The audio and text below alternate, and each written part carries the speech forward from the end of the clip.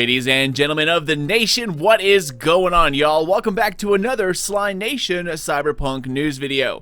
As we get closer to 2020, more and more information will start to make itself known, and I'm doing my damnedest to keep a regular weekly news video of what's to be the biggest launch of the year, Cyberpunk 2077. Now, you won't find shock articles or headlines blasting negativity or finger pointing in my videos, just the latest news concerning a game that I am stupid excited for. And with that, welcome, let's get to it. So first up, the biggest question I had when I went to E3 this year was why there was so little of an Anthem presence, and number two, what the hell did everyone get to see behind those closed doors at CD Projekt Red's E3 booth? Now, from what I've heard, there was a blistering 90 minutes of unedited gameplay that only big media types were able to check out. It was reportedly a demo showing off not only the graphics or combat, but the biggest thing here was choice, the actual RPG aspect of 2077. Well, no matter how hard I tried, I couldn't get my ass into the Xbox briefing or the closed doors demo, but CD Projekt Red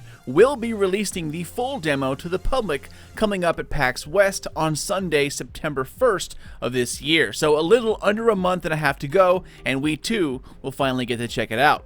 However, it is important to keep a level head here. This is a computer game, a video game. Much of what is shown, unfortunately, is all CGI, multi-million-dollar PC graphics that our gaming machines will not be able to recreate, no matter how beefy your PC may be. What you're looking at right now is not how the game is going to look. The closest thing we have to real gameplay is last year's E3 demo, but even still, it's a demo, a vertical slice. While it may have been cut right out of the game itself, a lot of work goes into those E3 demos. And if you're rocking like a Ryzen 3 or an i3 Intel with RX 560, do not expect to see graphics on the same scale as what you're looking at. Because in fact, there is one reporter who is almost speaking against what they saw. A journalist by the name of Drog, more than likely a disguise to avoid the instantaneous hate comments, posted an article a few days ago over on GamePressure.com. The link is down below, of course, if you wish to check it out. But as you can see by the title, the demo didn't entirely woo them over. Many see Keanu Reeves as either the most brilliant move in a decade or wool over the eyes. There have been others who went from excited to not entirely sure, but one thing I do know is that the game will not be released if it's just straight up terrible. Will it be game of the decade? You know, perhaps, but remember, it's a video game, and sometimes visions are hard to recreate. Next up, let's talk about romance. Now, I am an absolute Mass Effect fanboy to the core, and a good dose of hot alien love is good for any space RPG. The Witcher had romance options, but they weren't as in-depth as Mass Effect's. And concerning romance in Cyberpunk, there was a recent article in which CDPR said this: romancing is something heavily present within Cyberpunk, and players will be able to form meaningful connections with other characters as well as go for one-night stands. So from the look of it, romance options will be in the same overall style as The Witcher 3, but with a lot more choice. And with a customizable character and also some deeper options, it could be a much deeper decision. You know, really at the core of video game romance is one simple truth. You need lovable characters you can connect with. If you don't give a damn about who that person is, then any one-night stand will do. But if you're invested in each of those characters, then these choices matter. So we'll see how well CDPR does its job in selling us the various characters and NPCs of Night City. And speaking of NPCs, next up, let's talk about choice. Cyberpunk looks to be quite the visceral experience, kind of a hardcore game. My first memories of attributed to Cyberpunk are naked dead women in bathtubs, or changing out your face or your eyes by yanking them out and replacing them with all your insides kind of just exposed for everyone to see. It's definitely a game for a more mature audience, but how deep can our choices really go? Well, according to an unnamed Projekt Red employee, we, or our character V, will have a huge range of freedom within the open world, including killing whoever we want or tackling things in whatever order we wish. Well, at least up until a point. According to this correspondence, certain NPCs and children will of course be off limits. So, 90-year-old handicapped grandmas, go ahead, stab her in the face, that's cool. But don't touch that smart-mouthed 16-year-old kid who used more curse words in one sentence than you have all year.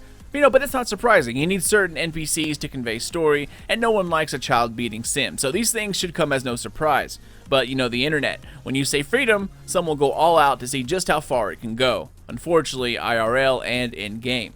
One thing CDPR did mention, though, is watch out for how far you try to push things. CDPR is going for a more realistic style of choice and consequence here, so if you start up violence against a gang member, guards, cops, etc., then it will never be a one-on-one or fair fight. Now I'm kind of curious how death works within the game, something I might bug the developers on over on Reddit a little later on.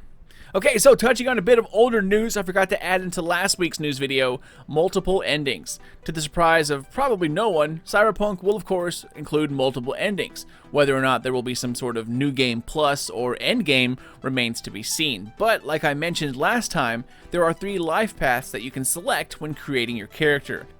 You have Street Kid, Corpo, or Nomad. They are as it sounds, and each path gives you certain stats within certain areas. Street Kids have more cool points and can fight better. Corpos have more of like a blackmail or stealthy approach in them, and Nomads are more of like the soldier type within Cyberpunk. They are more efficient with certain weapons, etc. However, not only the endings will be different, but depending on the life path you choose, similar to Mass Effect but larger in scope, what happens in the game will be different as well.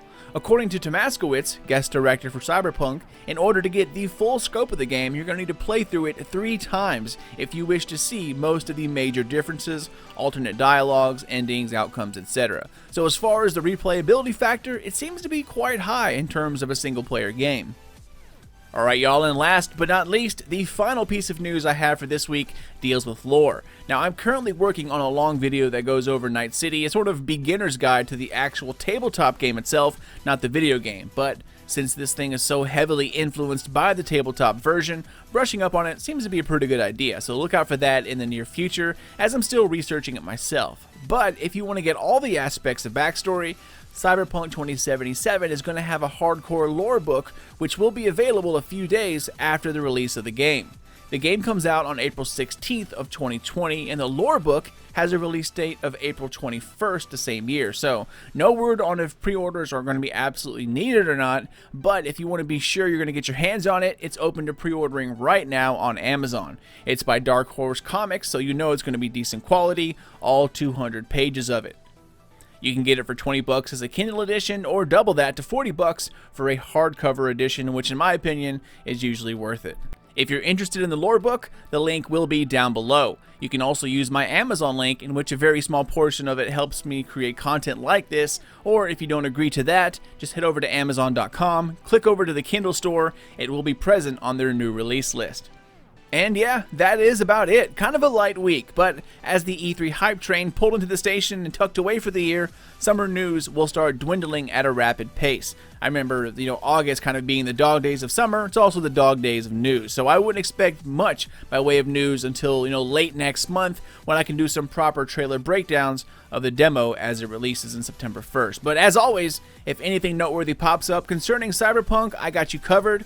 But that is it for me, guys. As always, thank you for watching and for supporting Sly Nation. If you're new to the channel, then welcome, my friend. Subscribe for more Cyberpunk news, vids, or other videos that I create which cover Destiny, BioWare games, and other games which tickle my fancy. Feel free to keep up with me on Twitter or Facebook at Sly Nation or Sly Nation Gaming on the FB. Comment down below if I missed something noteworthy by way of news or if you just want to say what's up. Take care, y'all, and once again, thank you for stopping by, and as always, keep those eyes open for more vids coming out here soon, but until then, this is your dude Sly, and I'll catch you all next time.